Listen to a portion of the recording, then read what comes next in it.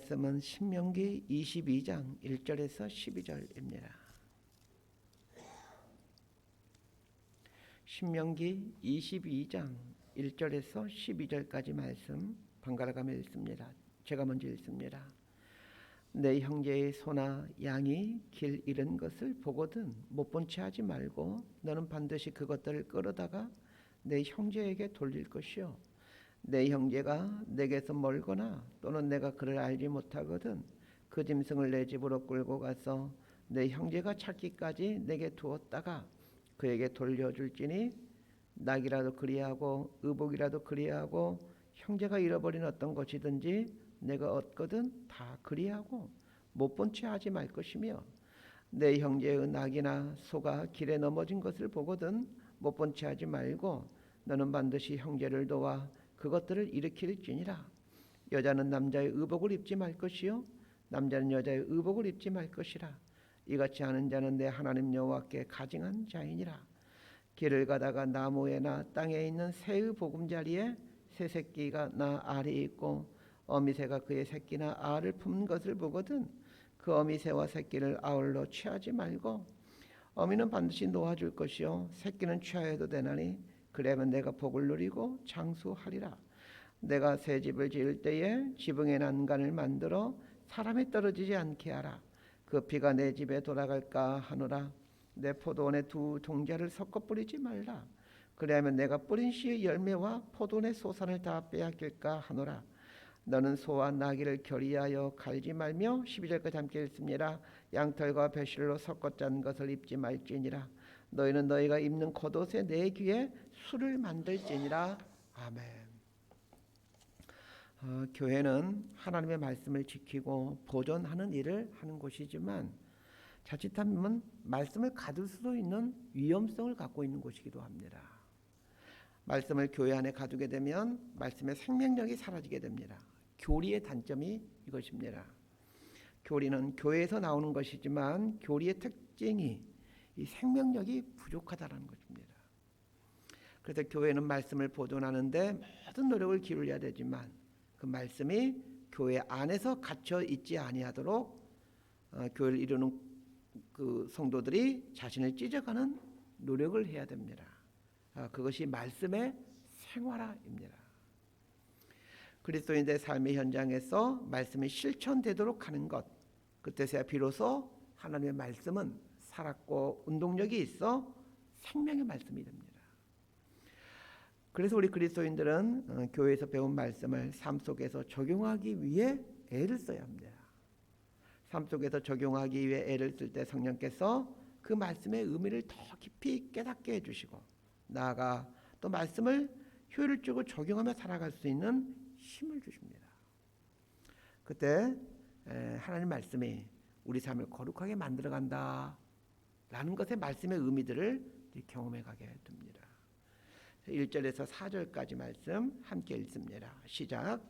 내 형제의 소나 양이 길 잃은 것을 보거든 못 본 채 하지 말고 너는 반드시 그것들을 끌어다가 내 형제에게 돌릴 것이요 내 형제가 내게서 멀거나 또는 내가 그를 알지 못하거든 그 짐승을 내 집으로 끌고 가서 내 형제가 찾기까지 내게 두었다가 그에게 돌려줄지니 낙이라도 그리하고 의복이라도 그리하고 형제가 잃어버린 어떤 것이든지 내가 얻거든 다 그리하고 못 본 채 하지 말 것이며 내 형제의 낙이나 소가 길에 넘어진 것을 보거든 못 본 채 하지 말고 너는 반드시 형제를 도와 그것들을 일으킬지니라. 우리 기독교의 핵심은 하나님 사랑과 이웃 사랑으로 정의될 수 있습니다. 여기서 말하는 그 이웃이란 내 자신을 제외한 모든 사람을 말합니다. 이웃 사랑을 말해주는 10계명의 5계명부터 10번째 계명까지를 보게 되면 이웃을 사랑한다라는 것이 무엇인지를 이제 알아가게 됩니다. 자, 5계명이 무엇입니까? 내 부모를 공경하라입니다. 이웃을 사랑한다는 것은 이웃을 공경하는 것입니다. 6계명은 살인하지 말라입니다. 이웃을 사랑한다는 것은 이웃의 생명을 소중히 여겨주는 것입니다. 7계명은 간음하지 말라입니다. 이웃을 사랑한다는 것은 이웃의 성을 소중히 여겨주는 것입니다. 8계명은 도둑질하지 말라입니다. 이웃을 사랑한다는 것은 이웃의 재산을 소중히 여겨주는 것입니다. 9계명은 거짓 증거하지 말라입니다. 이웃을 사랑한다라는 것은 이웃의 인격과 명예와 진실을 소중히 여겨주는 것입니다. 10계명은 내 이웃의 것을 탐하지 말라입니다. 이웃을 사랑한다는 것은 이웃이 소중하게 여기는 것들을 소중하게 여겨주는 것입니다. 사랑에는 적극적인 사랑과 소극적인 사랑이 있습니다. 적극적인 사랑이란 해야 하는 것을 하는 것이고, 소극적인 사랑이란 하지 말아야 될 것을 하지 않는 것입니다. 사람들은 하지 말아야 될 것에 대해서만 중요하게 생각하는 경향이 있습니다. 반면에 해야 하는 것에 대해서는 안 하면 별 수 없고 안 해도 그만, 이런 생각을 갖고 있습니다. 그건 하나님 앞에서는 하지 말아야 할 것을 하는 것이 죄인 것처럼 해야 할 것을, 하나님이 명하신 것을 하지 않는 것도 중대한 죄가 됩니다. 누가복음 10장에 보면 선한 사마리아인 비유가 나옵니다. 우리 뭐 잘 알고 있는 아주 유명한 비유이죠. 예루살렘에서 여리고로 가는 길목에서 어떤 한 사람이 강도를 만나 쓰러져 있습니다. 이 비유에서 보면서 우리는 중요한 질문 한 가지를 던져야 됩니다. 우리가 잘 알고 있듯이 제사장과 레위인이 그냥 지나가지 않습니까? 자, 그러면 묻습니다. 제사장과 레위인이 잘못한 것이 뭐입니까? 제사장과 레위인이 무엇을 잘못했습니까? 그들이 잘못한 것은 하나도 없습니다. 다만 선을 행하지 않은 것뿐입니다. 해야 할 것을 하지 않는 것이 하지 말아야 할 것을 하는 것과 똑같은 크기의 죄가 됩니다. 다른 사람의 가축의 길을 잃어 방황하는 것을 보거든 그것을 끌어다가 그 주인에게 돌려줘야 된다라고 말하고 있습니다. 가축을 보시면 알겠지만 거의 비슷하죠. 그래서 주인을 찾아준다는 게 이게 여간 힘이 드는 게 아닙니다. 잃어버린 가축을 주인에게 찾아준다라는 말은 많은 시간을 들이게 된다라는 말입니다. 저 소가 그 소 같고 저 돼지가 그 돼지 같지, 뭐 어떻게 그걸 구별할 수 있겠습니까? 그럼에도 내일을 잠시 제쳐두고 그 가축을 잃고 마음 아파하는 사람을 찾아 나서야 된다는 겁니다. 주인을 찾지 못할 경우에는 가축을 자신의 집에 데리고 와서 그걸 보호하고 있다가 주인을 찾아줘야 됩니다. 잃어버린 가축을 자신의 집에 데리고 와서 보호하게 되면 그 주인이 찾을 때까지 가축을 돌보는 비용이 발생하게 됩니다. 그럼에도 기꺼이 다른 사람의 가축을 돌봐줘야 된다라고 말씀합니다. 이웃을 사랑한다는 것은 이웃의 재물을 소중히 여겨주는 것이기 때문입니다. 물질에는 세 개의 몫이 있다는 것을 우리 그리스도인들은 늘 기억하며 살아야 됩니다. 첫 번째는 모든 물질에는 하나님의 몫이 있습니다. 그리스도인이라면 자신이 소유하게 된 물질에서 하나님의 몫을 떼어낼 줄 알아야 합니다. 두 번째는 타인을 위한 몫이 있습니다. 이웃을 위한 몫이죠. 내가 소유하게 된 물질에는 이웃을 위한 몫이 있습니다. 하나님께서 그렇게 정해져서 우리에게 주십니다. 물질을 주실 때는. 그러니까 나에게 있는 모든 물질에는 이웃을 위한 몫도 있다. 이 생각 갖고 살아가셔야 됩니다. 세 번째는 나와 가족의 몫이 있습니다. 하나님께서 나에게 물질을 주실 때 이 세 가지 몫을 포함해서 주십니다. 만약 나와 내 가족만을 위해 물질을 사용하고 있다면 그 사람은 하나님과 타인을 위한 몫을 강탈하는 도둑이 됩니다. 그리스도인들이라면 하나님의 몫에 대해서는 어느 정도 생각하고 있는 것 같습니다. 그러나 상당수의 그리스도인들은 이 타인을 위한 몫에 대해서는 인색하거나 혹은 생각하지 않습니다. 나에게 주어진 물질의 몫들을 분명하게 하고 이 타인의 재물을 소중히 여기는 것이 이웃을 사랑하는 구체적인 행동이라는 것을 잊지 마셔야 됩니다. 자, 5절 말씀 함께 읽도록 합니다. 시작. 여자는 남자의 의복을 입지 말 것이요 남자는 여자의 의복을 입지 말 것이라. 이같이 하는 자는 내 하나님 여호와께 가증한 자이니라. 옷을 입음에 있어서 남자는 여자의 옷을 입으면 안 되고 여자는 남자의 옷을 입으면 안 된다라고 말하고 있습니다. 오늘 이 말씀을 문자 그대로 받아들이면 많은 문제가 생깁니다. 하나님이 이렇게 말씀하시는 의도를 알아야 합니다. 남자의 옷과 여자의 옷을 구별하라 라는 말은 남자와 여자는 구별되어야 한다라는 말입니다. 남자라는 성과 여자라는 성은 분명하게 구별됩니다. 남자와 여자가 옷을 구별해서 입으라 라는 말은 남자는 남성으로서의 성을, 여자는 여성으로서의 성을 간직하고 있어야 한다라는 말입니다. 오늘날의 심각한 사회 문제로 대두되는 것이 동성애입니다.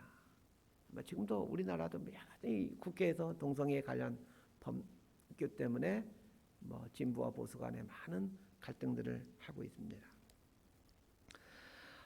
이 동성애는 지금 시대만 문제되는 게 아니라 고대 시대에도 큰 사회 문제였습니다. 창세기 보게 되면 동성애에 대한 문제가 나오고 또 사사기에 보게 되면 또 이 동성애에 대한 이야기가 아주 심각하게 등장하고 있습니다. 남자가 여자 옷을 입지 말아야 한다라는 말은 남자가 여자처럼 행동하지 말아야 한다라는 말이고, 여자가 남자 옷을 입지 말아야 한다라는 말은 여자가 남자처럼 행동해서는 안 된다라는 말입니다. 5절 말씀은 단순히 의복을 말하는 게 아닙니다. 5절 하반절에 이같이 하는 자는 내 하나님 여호와께 가증한 자이니라 이렇게 말하고 있습니다. 이 가증하다라는 말은 히브리어로 토에바라는 단어입니다.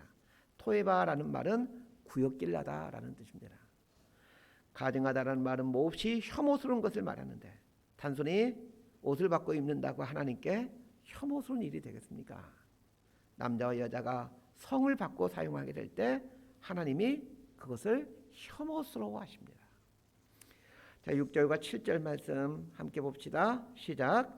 길을 가다가 나무에나 땅에 있는 새의 보금자리에 새 새끼나 알이 있고 어미 새가 그의 새끼나 알을 품는 것을 보거든 그 어미 새와 새끼를 아울러 취하지 말고 어미는 반드시 놓아줄 것이요 새끼는 취하여도 되나니 그래야만 내가 복을 누리고 장수하리라. 6절과 7절은 새를 잡아먹는 것에 대한 규정입니다. 새의 알이나 새끼를 어미새가 품고 있는데 그 어미새와 새끼를 같이 취해서 잡아먹으면 안 된다라는 것입니다. 하나님께서 이런 것까지 성경 말씀을 기록하셨나? 이런 생각이 들지 않으십니까? 하나님의 뜻은 생육하고 번성하는 것입니다. 창세기 1장 26절에서 28절에 보면 하나님께서 인간을 창조하시고 처음으로 주시는 그 복에 대해서 이렇게 말씀하십니다. 하나님이 이르시되 우리의 형상을 따라 우리의 모양대로 우리가 사람을 만들고 그들로 바다의 물고기와 하늘의 새와 가축과 온 땅과 땅에 기는 모든 것을 다스리게 하자 하시고 하나님이 자기 형상 곧 하나님의 형상대로 사람을 창조하시되 남자와 여자를 창조하시고 하나님이 그들에게 복을 주시며 하나님이 그들에게 이르시되 생육하고 번성하여 땅에 충만하라 땅을 정복하라 바다의 물고기와 하늘의 새와 땅에 움직이는 모든 생물을 다스리라 하시니라.